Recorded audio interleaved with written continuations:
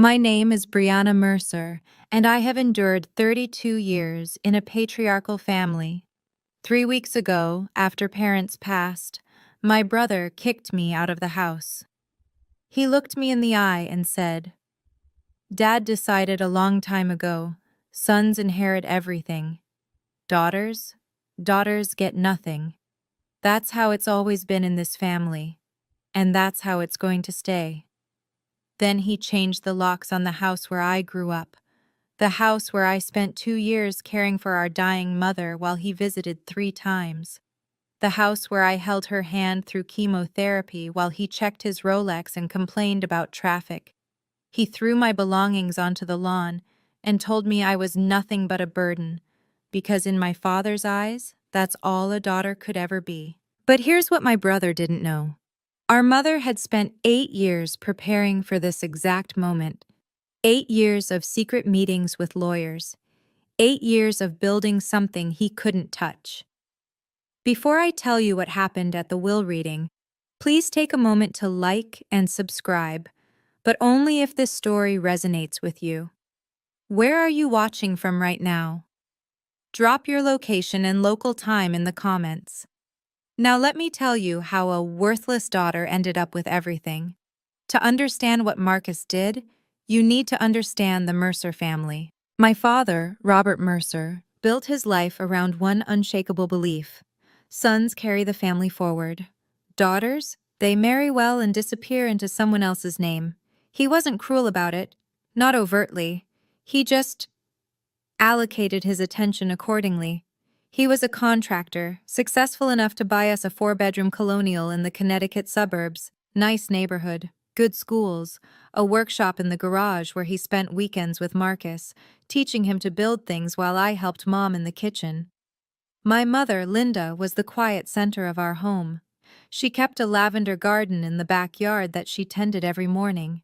She had this way of smoothing over my father's sharper edges, of making his dismissals feel less personal. Marcus, 6 years older than me, absorbed Dad's worldview like scripture. When he graduated, Dad paid for his business degree at UConn. When Marcus wanted to get into real estate, Dad connected him with every contractor and developer he knew. When I wanted to go to nursing school, Dad said, "Girls don't need expensive educations. You'll get married anyway." I got scholarships.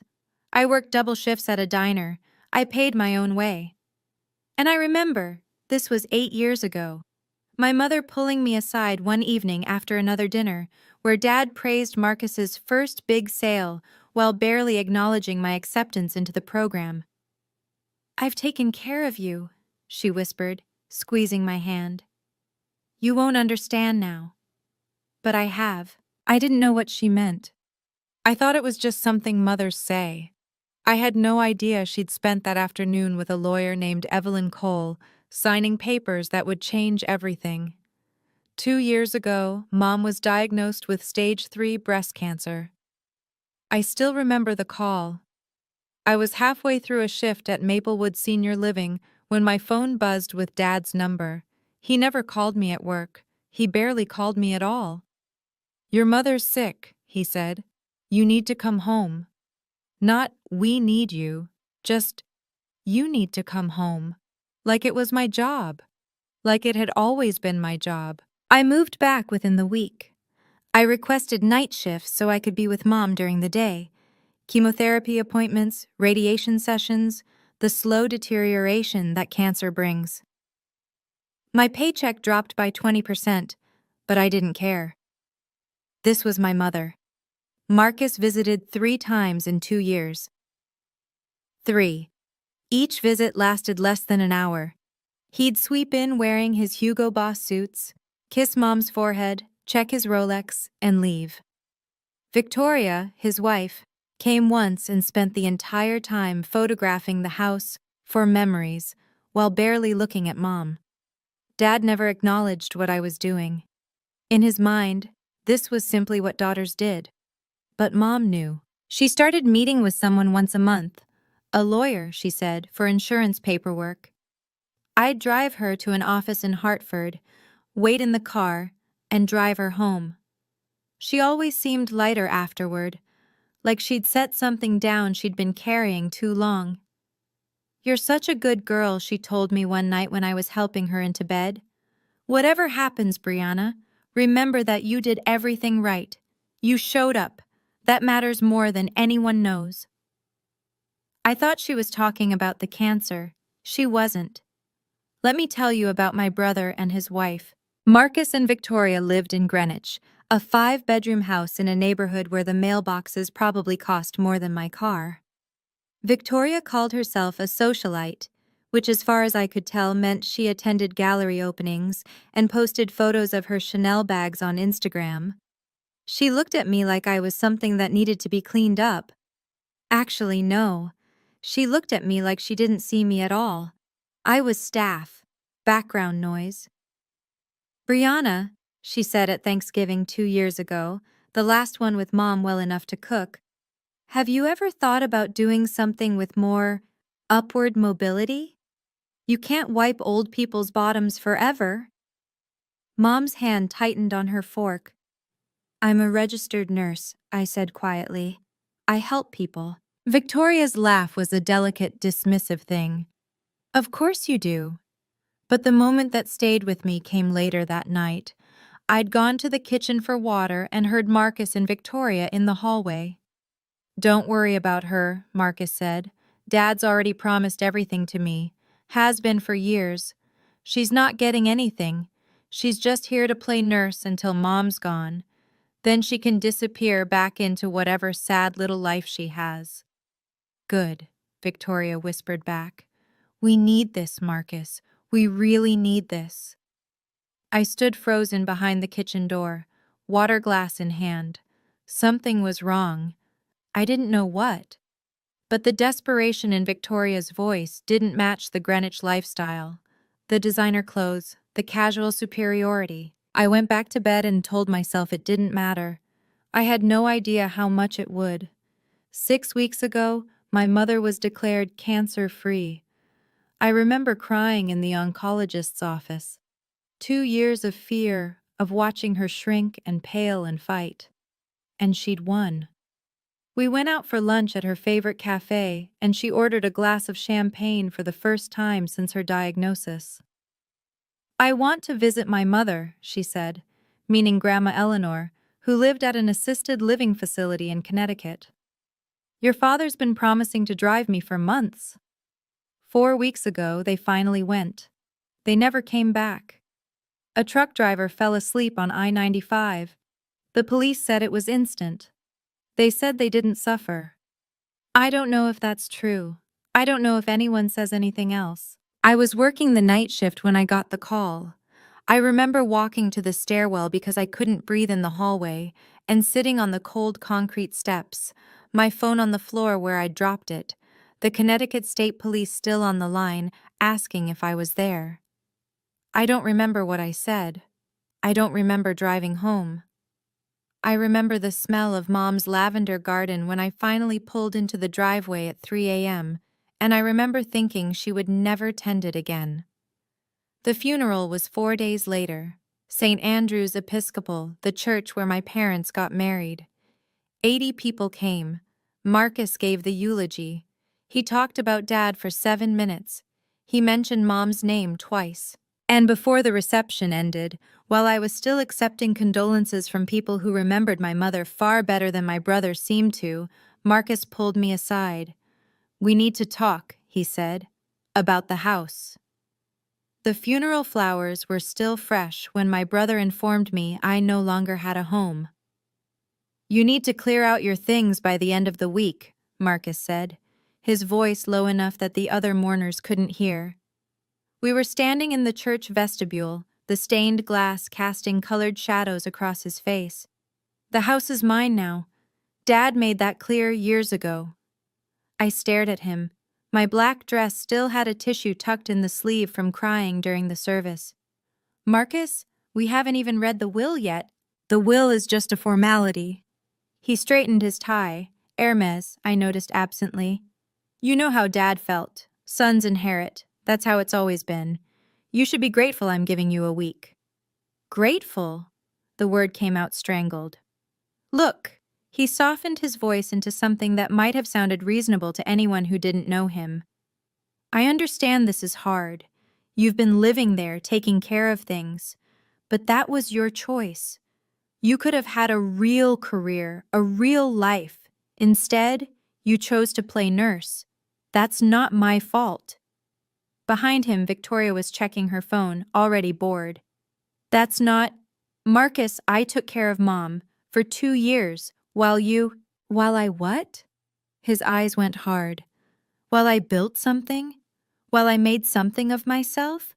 Don't pretend wiping bedpans is the same as running a business, Brianna. We both know what you are. He stepped back, adjusting his cuffs. 1 week, he said.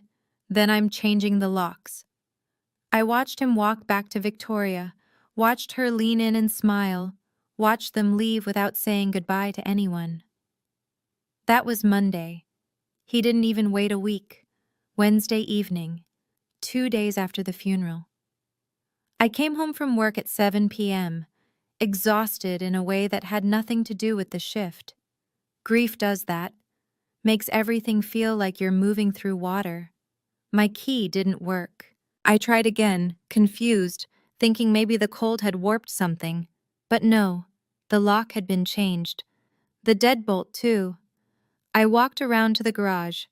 My things, my clothes, my books, Mom's recipe box that she'd given me, everything I owned, had been thrown into cardboard moving boxes and stacked against the wall. Rain from the afternoon had soaked through 2 of them.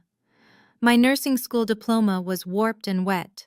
Through the window, I could see Victoria walking through the living room, a glass of wine in her hand, laughing at something on her phone. She saw me watching. She smiled, lifted her glass in a little toast, and walked away. I called Marcus. He answered on the second ring, like he'd been waiting. The house is legally mine, he said, not even pretending to apologize. I had my lawyer verify it. Dad's estate, Dad's house, Dad's decision.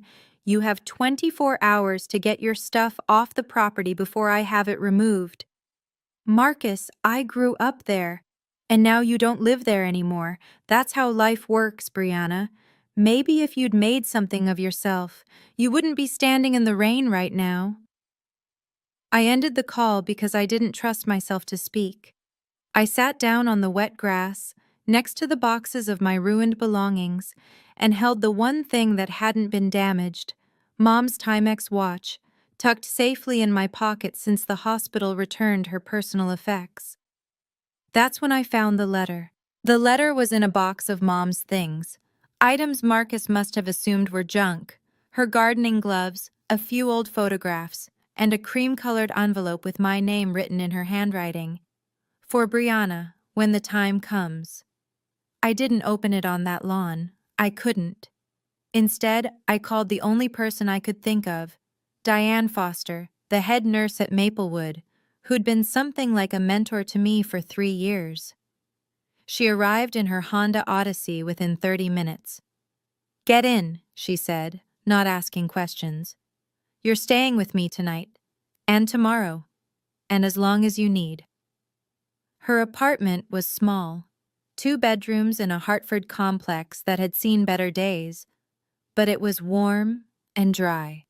And when she handed me a cup of tea and a blanket, I finally let myself cry. Later, when I could breathe again, I opened Mom's letter. Her handwriting was shaky. She must have written it during chemo, when her hands trembled constantly. "My darling Brianna, if you're reading this, then what I feared has happened. Your father and your brother have shown you exactly who they are. I want you to know, I saw it. I always saw it. And I couldn't change your father. God knows I tried. But I could protect you. Contact Evelyn Cole at Harrison and Cole in Hartford. She has everything you need. All the papers, all the arrangements. Everything I couldn't give you while I was alive. You are not a burden. You never were. You are the best thing I ever did. I love you more than lavender and sunshine and every good thing, Mom." I read it 3 times before the words made sense. Then I called the number she'd written at the bottom. Harrison and Cole occupied a brownstone in downtown Hartford, the kind of old money building with brass nameplates and hardwood floors that creaked with history. I felt underdressed in my clean scrubs, but Evelyn Cole's assistant just smiled and led me to a corner office lined with law books and soft afternoon light. Evelyn was not what I expected. Late 50s, silver hair swept into an elegant twist, wearing a charcoal Armani suit. But her eyes were warm when she shook my hand. "Brianna," she said, "I've been waiting for your call. Your mother spoke about you constantly." That almost broke me right there. I swallowed. "She left me a letter. She said you had papers?" Evelyn gestured to a chair. "I do. Your mother and I worked together for 8 years, Brianna. She was one of the most deliberate people I've ever represented." 8 years? That was the same time frame Mom had whispered about when I was accepted into nursing school. "Your mother knew your father's intentions," Evelyn said carefully. "She knew Marcus would inherit everything Robert controlled, and she couldn't change that. She couldn't change him. But she could plan around it." "What does that mean?" Evelyn folded her hands. "It means your mother made arrangements that exist entirely outside your father's estate. Arrangements that Marcus doesn't know about, that your father didn't know about." The room suddenly felt smaller. "What kind of arrangements?" "The kind you'll learn about at the formal will reading next week. Both your parents' wills need to be read together." She paused. "But I want you to trust me until then. Can you do that? Whatever Marcus says, whatever he threatens, don't react. Don't sign anything. Just wait." "Why?" Her smile was almost gentle. "Because your mother is about to have the last word." 3 days before the will reading, Marcus called. It was 10 p.m. I was sitting in Diane's kitchen, the lights dim, trying to read a book without absorbing a single word. His name on my phone screen made my stomach clench. "Brianna." His voice was friendly, which was somehow worse than hostile. "I've been thinking. This situation, us being at odds, it's not good for anyone. You kicked me out of my home 2 days after our parents' funeral, Marcus." I know. I could have handled it better." He actually sounded apologetic. "That's why I'm calling. I want to make this right." I waited. "I've drawn up a simple agreement," he continued. "You sign away any claim to contest the estate, and in exchange I give you $10,000. Cash. Enough to get yourself settled somewhere nice." $10,000. For a lifetime of being told I was less. For 2 years of caring for our mother while he visited 3 times. For every dismissal, every slight, every moment Marcus and my father made me feel like I was taking up space that should have belonged to someone worthier. No. "Brianna, be reasonable. You're not going to win anything in probate. Dad's will is clear. All you'll do is spend money on lawyers and drag this out for months. Take the money. Start over." I said, "No, Marcus.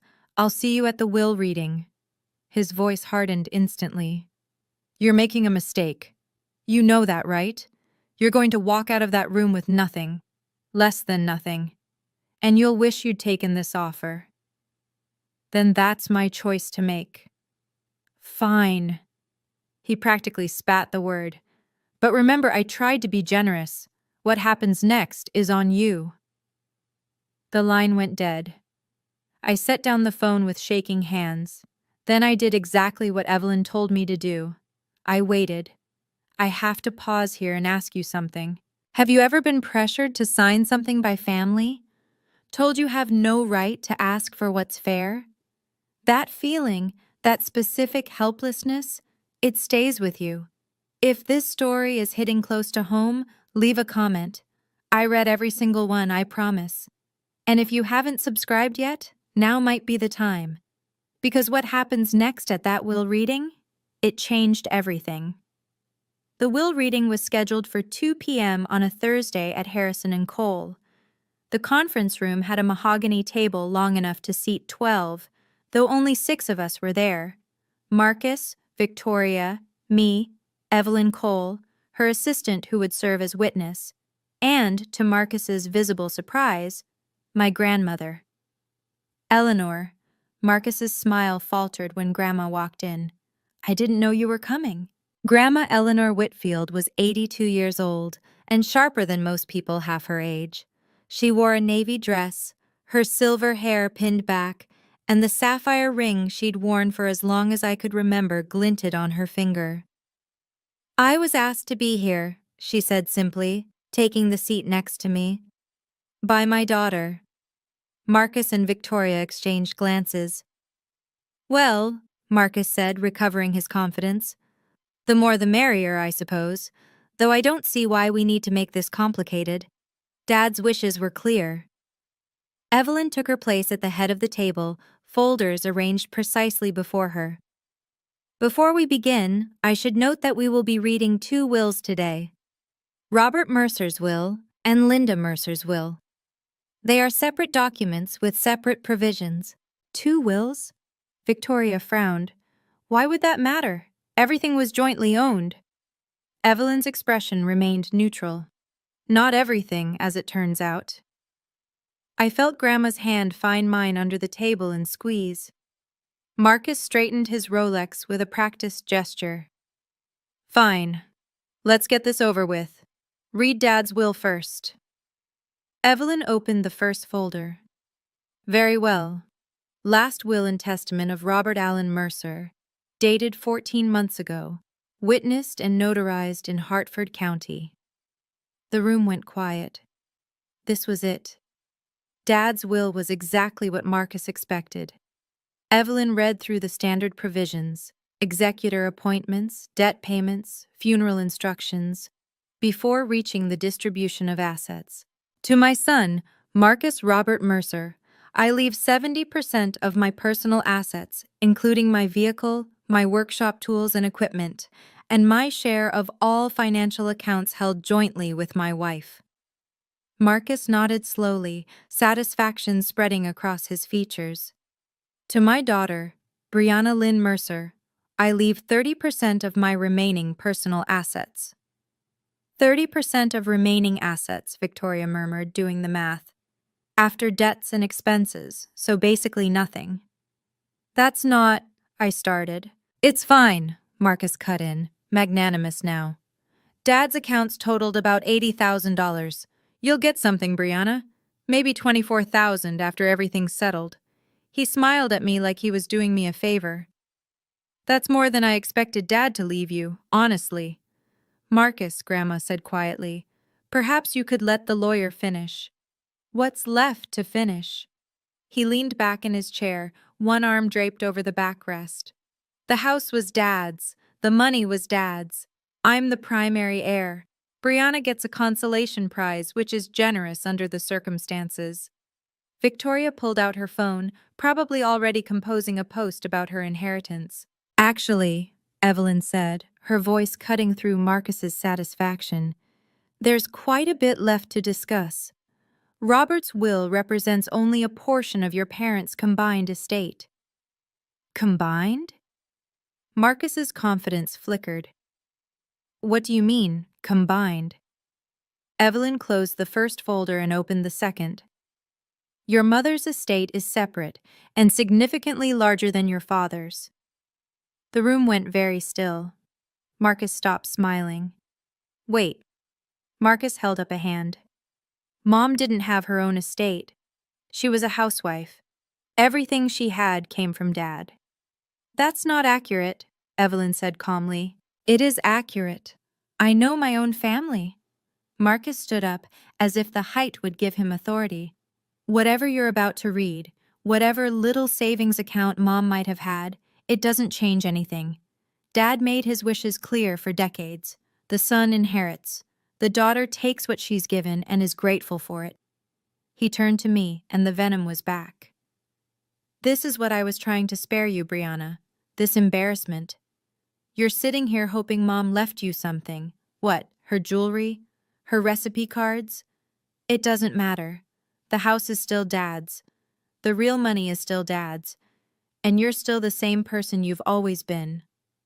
Marcus, Grandma said, her voice low with warning. He ignored her. I hope you enjoy being homeless, Brianna, because I made sure you have nothing to fall back on. No home, no family support, nothing. Maybe next time you'll think twice before. Mr. Mercer, Evelyn's voice was steel. Sit down. The command was so unexpected that Marcus actually obeyed, dropping back into his chair. I understand you have opinions about how your parents' assets should be distributed, Evelyn continued. But this is a legal proceeding, not a family argument. Your mother's will contains specific provisions that supersede your assumptions. If you interrupt again, I will ask you to leave and receive the information in writing. Victoria grabbed Marcus's arm, whispering something urgent. He sat back, jaw tight. Evelyn picked up the second folder. And now, she said, we address the matter of Linda Mercer's estate, including the final section your mother specifically asked me to read aloud. For one terrible moment, I doubted everything. Marcus's words echoed in my head. Mom was a housewife. Everything she had came from Dad. What if he was right? What if the letter, the lawyer, the promises, what if it was all just a mother trying to comfort a daughter she knew would be left behind? I looked down at the Timex watch on my wrist. Mom's watch. The leather was cracked, the face scratched from years of wear. She could have afforded something nicer, I knew that now. But she wore this one every day until the day she died. What did she really leave me? Victoria was whispering to Marcus, her manicured nails tapping against the table. She probably just has some life insurance or something. A few $1,000s. Nothing that changes our situation. Our situation. The phrase caught my attention. What situation? Grandma's hand was still in mine under the table. I felt her squeeze again, firmer this time, as if she could sense my wavering. Brianna, she murmured, so quietly only I could hear. Your mother was the smartest woman I ever raised. Trust her. I looked at Evelyn, who was watching me with an expression I couldn't quite read. Patient. Almost anticipatory. I'm ready, I said. Marcus snorted. Ready for disappointment. Victoria laughed. Evelyn ignored them both. She opened the folder and removed several documents. I could see official seals, notarized stamps, pages dense with legal text.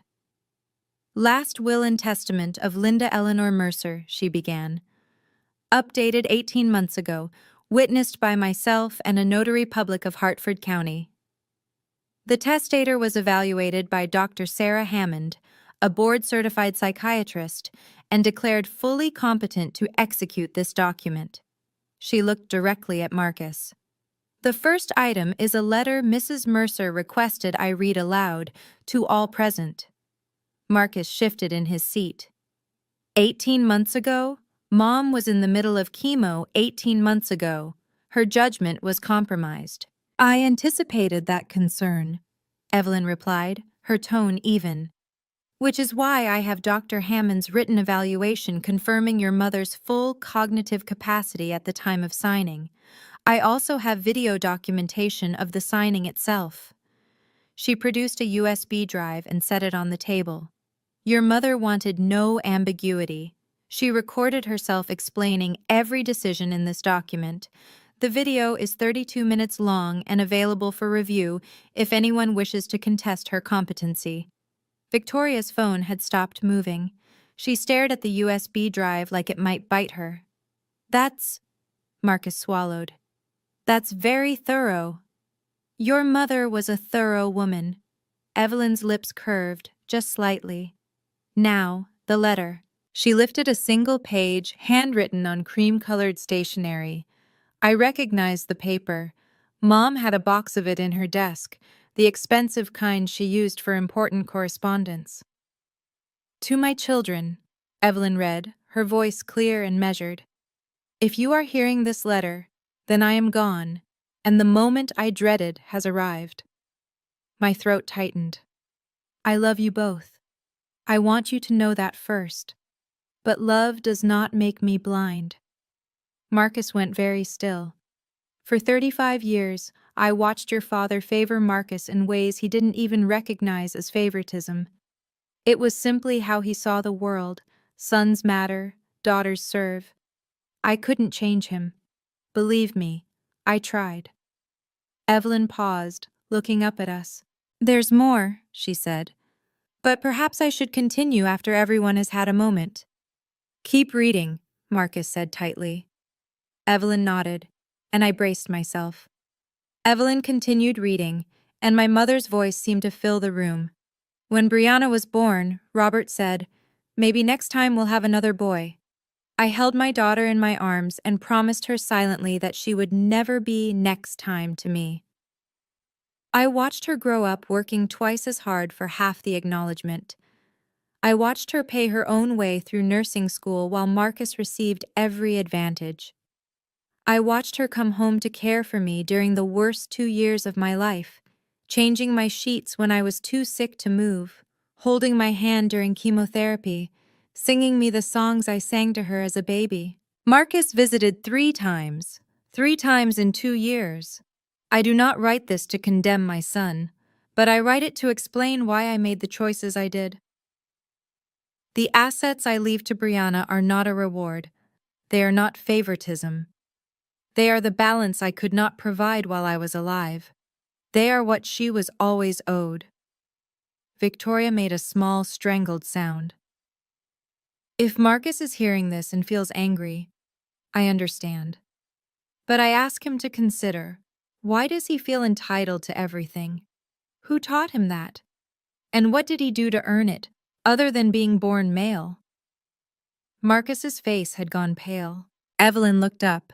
The letter concludes with, "Brianna, my darling girl, you were never a burden. You were my heart. Live well, be happy, and never let anyone tell you that you don't deserve every good thing. With all my love, forever, Mom." The silence was absolute. I couldn't speak. I couldn't breathe. Grandma pressed a tissue into my hand. "Now," Evelyn said quietly, "let's discuss what your mother actually left you." "First," Evelyn said, pulling a document from the folder, "the house." Marcus straightened. "The house is part of Dad's estate. It was always in his name." "Actually, it wasn't." Evelyn slid the document across the table. 5 years ago, your parents executed a deed transfer. The property at 127 Maple Drive was transferred from joint ownership to Linda Mercer's sole name." "What?" Marcus grabbed the paper, scanning it frantically. Why would Dad agree to that?" "For liability protection. Your father was facing a potential lawsuit from a dissatisfied client at the time. Moving the house into your mother's name protected it from any legal judgments against his business. It's a common estate planning strategy." "I never heard about any lawsuit. It was settled out of court, but the deed transfer remained." Evelyn produced another document. "This is the recorded deed from Hartford County Land Records dated 5 years ago.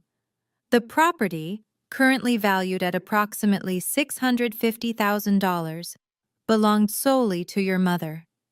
Victoria's face had gone a strange color. "But that means—" "It means your mother had full authority to leave it to whomever she chose." Evelyn looked at me. "And she chose you, Brianna." "No."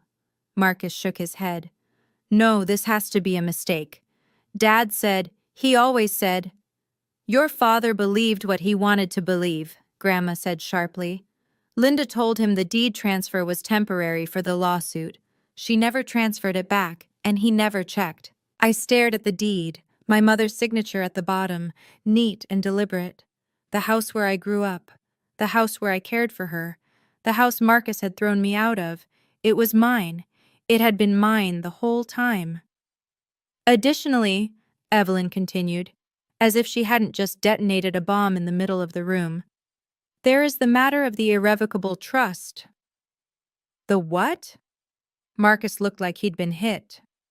8 years ago, Your mother established an irrevocable trust with Brianna as the sole beneficiary. An irrevocable trust, once established, cannot be modified or dissolved without the beneficiary's consent. It exists entirely outside the probate process. 8 years ago, Marcus turned to Grandma. You gave her the money. You gave her the... Grandma didn't flinch. I gave my daughter money that was mine to give. What she did with it was her business. The trust was funded with a $400,000 gift from Mrs. Whitfield, Evelyn confirmed. Your mother invested it conservatively in index funds over the past 8 years. The current value, she consulted her notes, is approximately $1.2 million. Victoria made a sound like she'd been punched. 1.2 million, Marcus repeated slowly. That is correct. And because the trust is irrevocable and was funded entirely with your grandmother's gift, separate property, never commingled with marital assets, it was never part of your parents' joint estate. It has always belonged to Brianna. I couldn't process the number. $1.2 million. My mother who wore a Timex watch and grew her own vegetables, had quietly built me a fortune while I thought I was barely getting by. This is fraud, Marcus sputtered. Dad didn't know about this. He would never have... Your father's knowledge is irrelevant, Evelyn said calmly. The trust was legally established with funds that were never his. He had no claim to it, and neither do you. The USB drive sat on the table, untouched. 32 minutes of my mother, explaining why she'd done what she did. There is one final asset, Evelyn said. Marcus looked like he might be sick. Victoria's grip on his arm had turned white-knuckled. Your mother held a life insurance policy with Northwestern Mutual, valued at $500,000. The beneficiary was designated as, she paused, Brianna Lynn Mercer, solely. Mom had life insurance? I hadn't known. I hadn't known any of this. She purchased it 12 years ago when you were 16. She paid the premiums from her personal account, money your grandmother sent her annually as gifts. Your father was never a named beneficiary. But I'm her son, Marcus said. And there was something desperate in his voice now, something cracked. I'm her firstborn. She can't just leave me nothing. She can't. She didn't leave you nothing, Mr. Mercer. Evelyn pulled out a final page. Your mother's will specifies that you are to receive her personal effects, photograph albums, her jewelry collection, and a letter she wrote specifically for you. A letter? Marcus laughed, but it was hollow. She leaves Brianna millions, and I get a letter. And the jewelry has meaningful pieces, Evelyn offered. I don't want her jewelry. Marcus slammed his palm on the table. Victoria jumped. I want what I was promised. I want what I earned. What you earned. I spoke before I could stop myself. The words came out quiet, but they filled the room. You visited Mom 3 times in 2 years, Marcus. 3 times. You told me I was nothing but a burden while I was holding her hand through chemotherapy. What exactly did you earn? He stared at me. I stared back. Let's discuss the total figures, Evelyn said, and I could hear the faintest satisfaction in her professional tone. This is contested. Marcus stood up so fast his chair nearly toppled. I'm contesting all of it. Mom wasn't in her right mind. The chemo, the medication. She couldn't have made these decisions rationally. Evelyn remained seated. As I mentioned, your mother underwent a cognitive evaluation by Dr. Sarah Hammond, a board-certified psychiatrist unaffiliated with her medical treatment. The evaluation concluded that Mrs. Mercer was fully competent and understood the nature and consequences of her decisions. Psychiatrists can be wrong. Additionally, the signing of her will was recorded on video. Evelyn tapped the USB drive. In it, Your mother clearly articulates her reasons for each bequest. She also directly addresses the possibility that you might contest and explains why such a contest would fail. Marcus's jaw worked. Furthermore, Evelyn continued, the irrevocable trust and life insurance beneficiary designations are not subject to will contests. They are independent legal instruments that bypass probate entirely. You have no standing to challenge them. There has to be something. If you wish to contest your father's will, you may do so, though I'd advise consulting with your own counsel about the costs versus the potential recovery. As for your mother's arrangements, Evelyn's gaze was level. She anticipated your objections, Mr. Mercer. She spent 8 years making sure everything was ironclad. Grandma Eleanor spoke up. My daughter didn't do this out of spite, Marcus. She did it because she knew, we all knew, that without protection Brianna would receive nothing, and Brianna deserved better than nothing. Marcus turned to Grandma, his face contorted. You helped her hide this. You helped her cut me out. I helped her protect her daughter, Grandma said simply. The same thing any mother would do. Marcus had no answer to that. Victoria broke first. This is insane. She stood up, her careful composure finally shattering. She's a nurse. She wipes old people's behinds for a living, and she gets $2 million While you what, Mrs. Mercer? Evelyn asked mildly. Victoria's mouth opened and closed. She'd said too much and she knew it. While you're about to lose your house in Greenwich, Grandma said. Her voice was quiet, but it cut through the room. Did you think we didn't know about Marcus's failed investment? The $400,000 loss? The foreclosure notices? Marcus went white. How do you? Linda knew, Grandma said. She knew about the debts, the bad deals, the desperation. She knew you were counting on this inheritance to bail you out. That's why she made sure you couldn't touch what she'd built for Brianna. I looked at my brother, really looked at him for the first time in years. The Rolex, the Hugo Boss suit, the BMW in the parking lot. All of it was scaffolding, I realized. A facade built on credit and promises and the assumption that our parents' money would always be there to catch him. You were planning to take everything, I said slowly. Not because you needed it, because you were drowning. I'm not drowning, Marcus snapped. I had a setback, that's all. A temporary setback that Dad's estate would have saved you, I finished. Except the estate wasn't what you thought it was. Victoria sank back into her chair, mascara starting to smear. You spent your whole life being told you deserved everything, I said. And you never stopped to wonder if that was actually true. Marcus didn't respond. He couldn't. I want to stop here for a moment. I know some of you are watching and thinking, why would Victoria say that out loud? Why would she reveal their financial problems in front of everyone? The answer is fear. When the thing you've been counting on disappears, your survival instincts take over. You stop thinking about appearances. If this story is resonating with you, hit that subscribe button, because we're almost at the end, and there's one more thing I need to tell you. Evelyn waited until the room was quiet again before speaking. For the record, she said, let me summarize the total assets passing to Brianna Mercer. She consulted her notes, though I suspected she knew the numbers by heart. From her mother's estate, the property at 127 Maple Drive, estimated value $650,000. From the irrevocable trust established in 2018, $1,200,000. From the Northwestern Mutual Life Insurance Policy, $500,000. She looked up.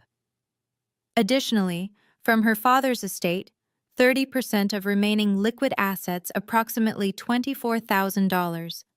Victoria's breathing had gone shallow. The total, Evelyn continued, her voice measured and professional, is approximately $2.374 million. The number hung in the air, $2.374 million. My mother, who grew vegetables and wore a Timex watch and never bought anything she didn't need, had left me nearly $2.5 million. Marcus made a strange sound. He was gripping the edge of the table, his knuckles bone white, his face the color of old paper. He tried to stand, maybe to protest, maybe to leave. And then his eyes rolled back and he crumpled. His head caught the edge of the table on the way down. Victoria screamed. Evelyn's assistant was already moving, calling 911, checking his pulse. I sat frozen, watching my brother unconscious on the carpet of a law office, brought down by numbers on a page. "He's breathing," the assistant reported. "Pulse is steady, probably just fainted." Grandma squeezed my hand, squeezed my. "Your mother would be proud of you," she said softly. "Not for the money, for who you've become despite all of it." I couldn't answer. I was still trying to understand. The paramedics said it was syncope, a sudden drop in blood pressure triggered by shock. Nothing dangerous, just his body's way of processing what his mind couldn't accept. They bandaged the small cut on his forehead and recommended he see his doctor, but he refused transport. 20 minutes after collapsing, Marcus was back in his chair, pale and unsteady, Victoria hovering over him like he might shatter. He looked at me. "You knew," he said hoarsely. "You knew about all of this." "I didn't." I meant it. "Not until a few days ago. And even then I didn't know how much." "But you suspected. You sat here looking all innocent and you suspected." "I knew Mom loved me." I kept my voice even. "That's all I knew for certain." His laugh was bitter, broken. "And I didn't? She didn't love me?" "I think she loved you," I said slowly. "I think she loved who you could have been, but she also saw who you chose to become." Victoria's hand tightened on his shoulder. "Marcus, we should go. We need to figure out—" "Figure out what?" His voice cracked. "How to pay our mortgage? How to tell the bank we're not getting anything?"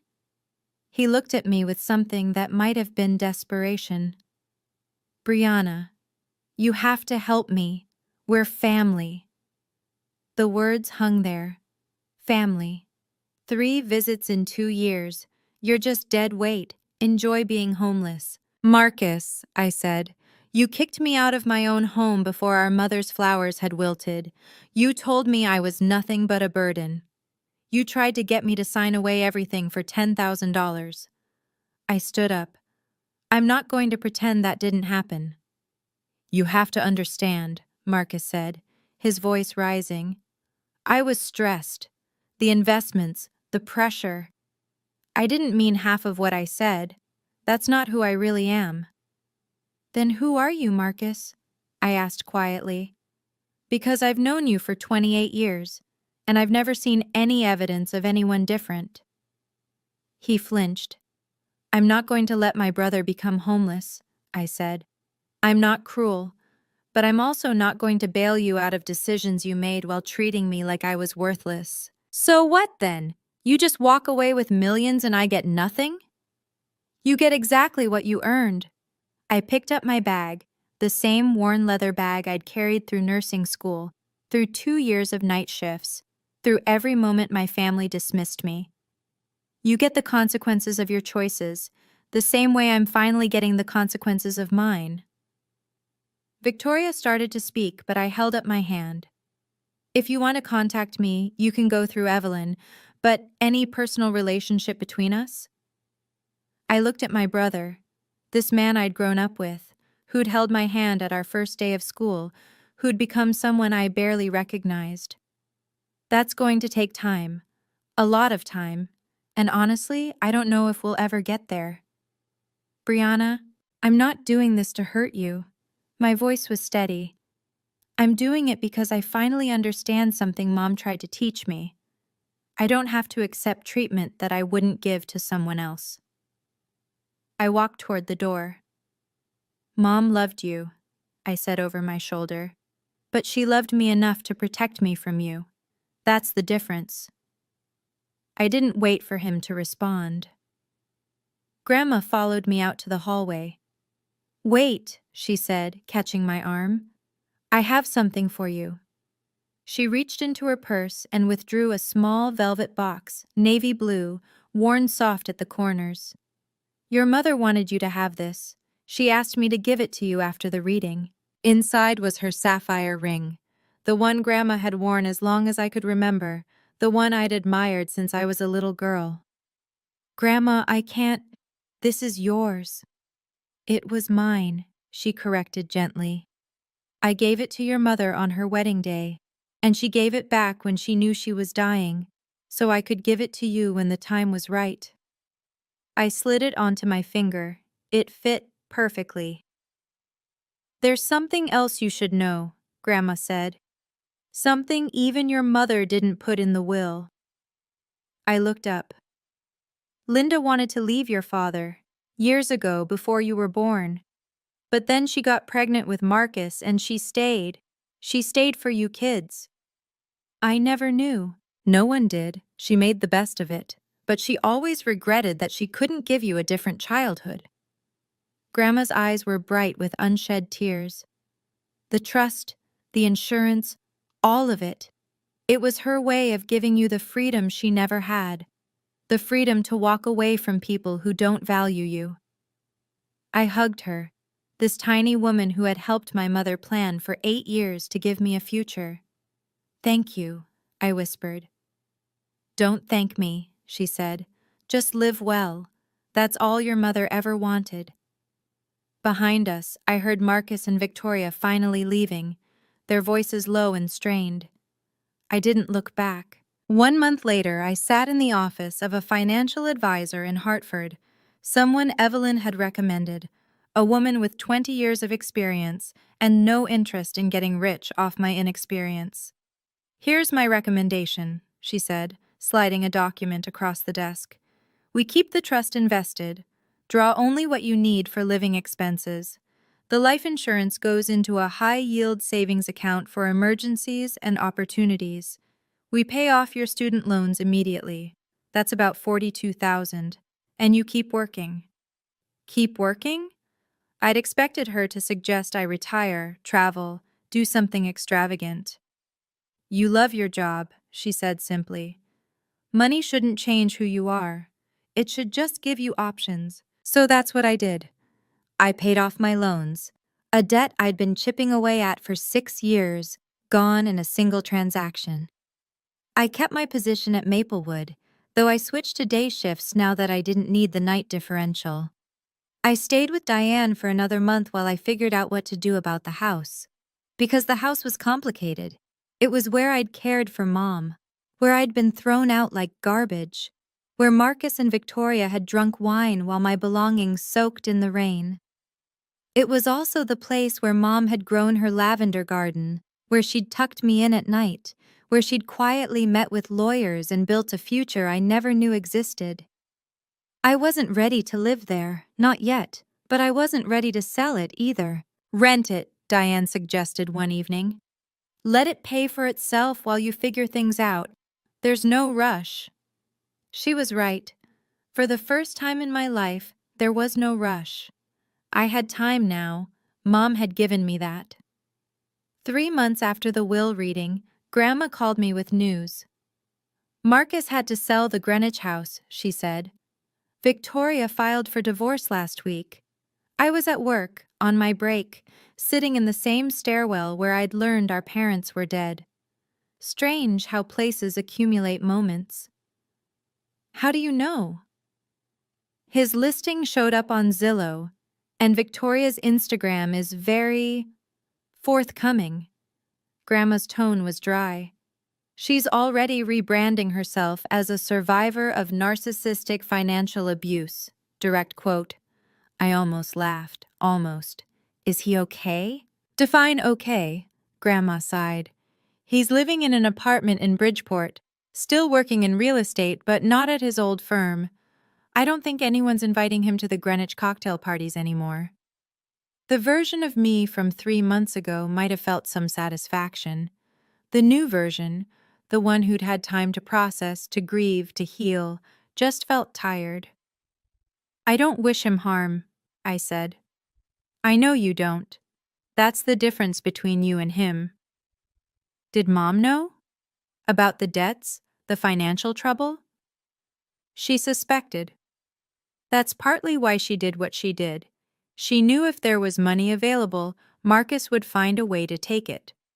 Not because he's evil, but because he was raised to believe he was owed it. I thought about my brother, alone in a Bridgeport apartment, his wife gone, his lifestyle collapsed.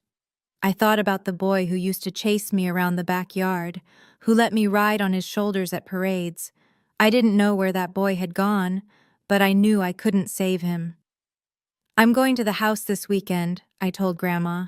First time since everything. Do you want company? Yeah, I think I do.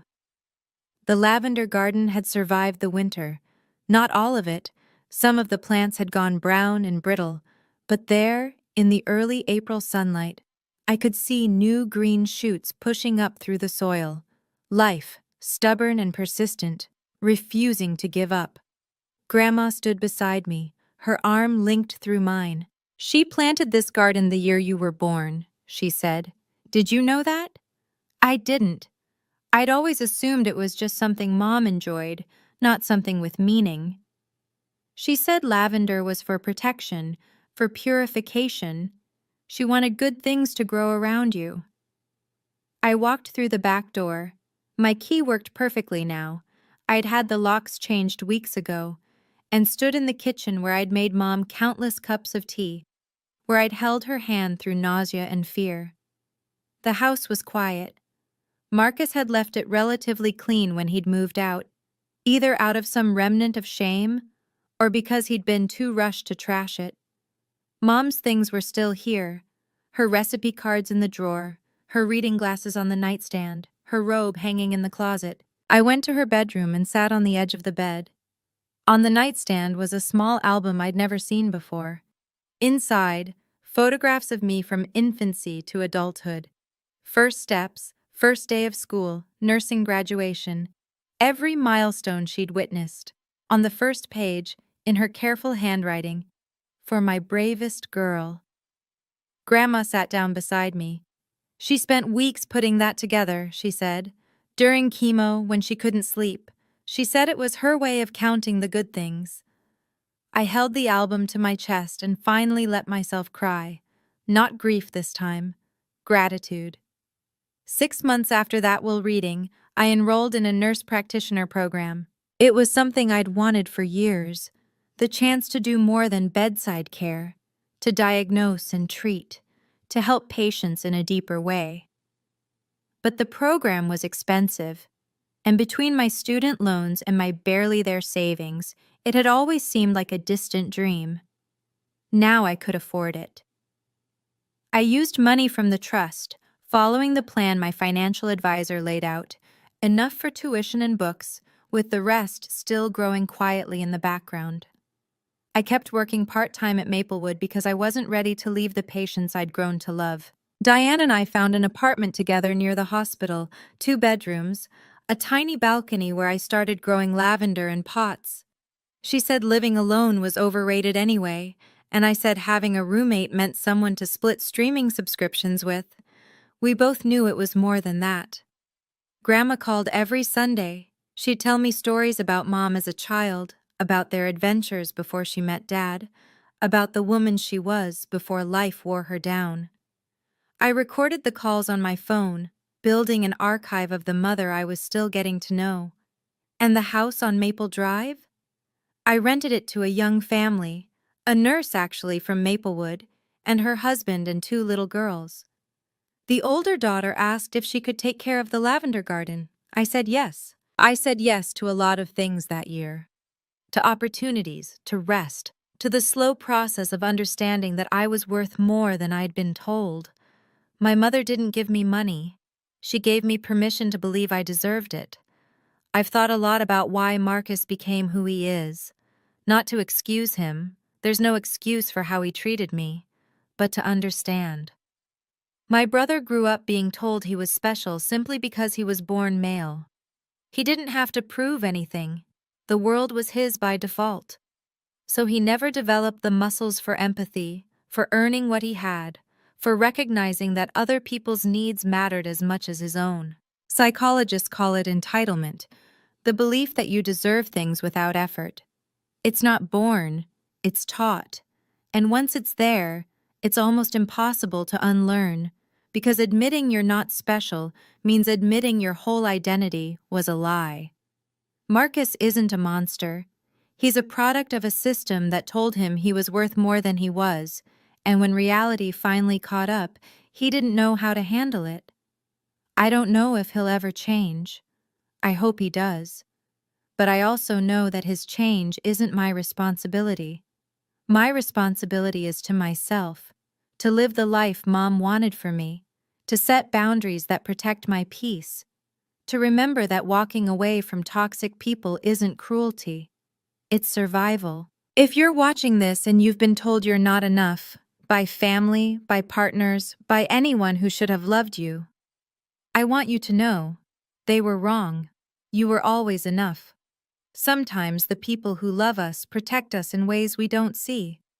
And sometimes we have to become our own protectors. That's what I learned from my mother. If this story meant something to you, I'd love to hear your thoughts in the comments. Tell me about someone who protected you or someone you wish had. And if you want more stories like this, check the links in the description. Thank you for staying until the end. It means more than you know.